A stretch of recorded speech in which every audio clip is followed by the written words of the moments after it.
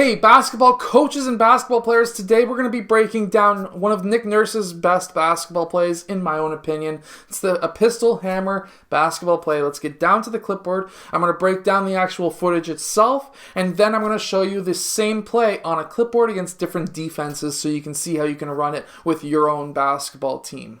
Okay, so what we're going to have with the setup is going to be both of your guards up top. You're going to have a forward over on the far wing. You're going to have a forward in the low post who cuts up towards the high post to receive the entry pass from your guard, which in this case is Kyle Lowry. We are also going to have your biggest player, your center, or your best player who sets screens down along the baseline.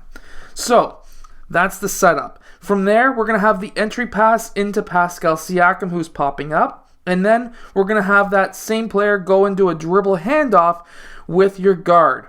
Now, moving on from there, you're going to have your forward on the far side and your guard. They're going to be switching spots.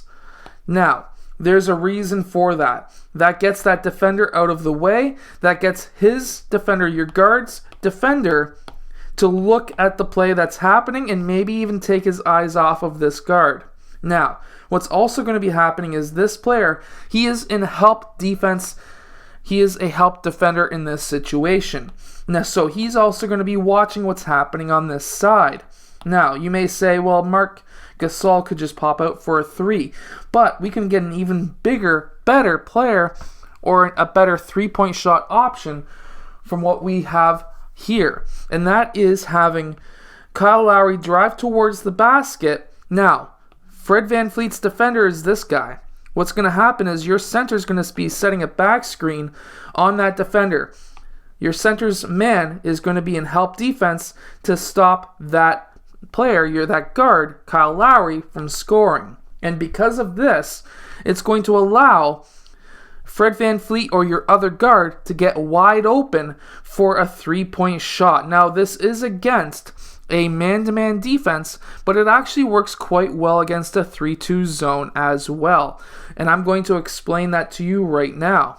So as it sits, how we're setting this up is not to have your center on the low post. He's going to be between the low post and the three-point line.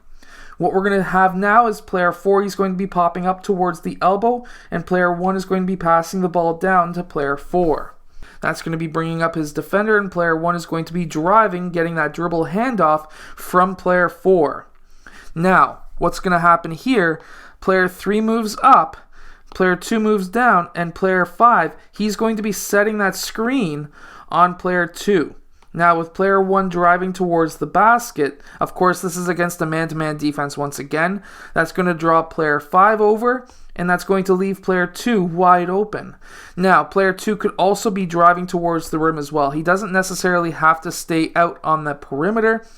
If his man starts chasing around player 5, if his man goes over top instead of underneath, which underneath would be a big mistake anyways, because that would still be a hammer pass out to player 2. If his man goes over top and he's getting too close, player 2 could then just cut baseline. Again, reading and reacting to the defense. You never want to have your players stranded saying, well, you told me to stand here, coach. No, you want to explain to them, hey, if your player beats that screen over top, I want you to cut baseline. Stay away from that defender so that you can get the pass for a layup or a mid-range shot. So you always want to have your players thinking no matter what's going on the court. But let's check this out against a zone defense and see how it works.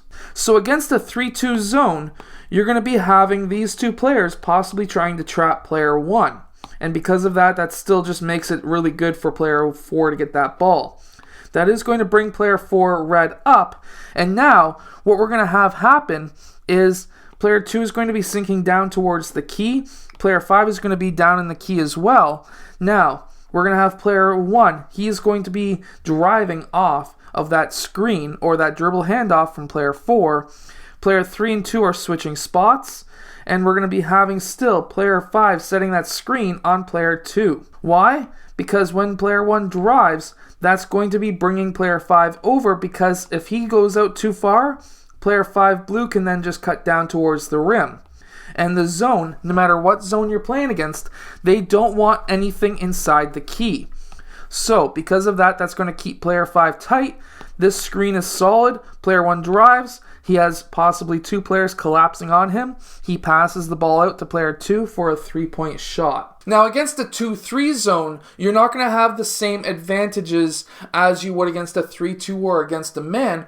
But again, as a coach or as a player having players on the court, they should be able to see what is going on, what the defense is running against them, and then they can choose the plays accordingly. Now, this is a more advanced play than some other plays that you may be running depending on the level of play that you're coaching, really. So keep that in mind. I hope that you've enjoyed today's video. If you have, hit that like button, subscribe, and I'll see you guys again in our next video.